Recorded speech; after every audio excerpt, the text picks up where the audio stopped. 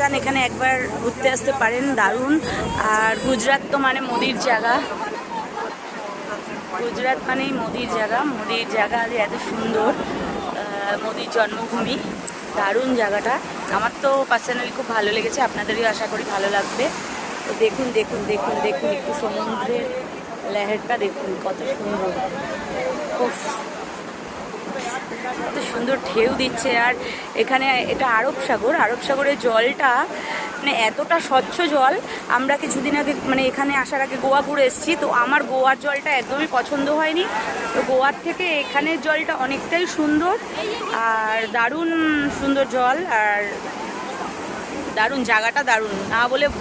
না আসলে আপনারা বিলিভ করতে পারবেন না এত সুন্দর একটা জায়গা।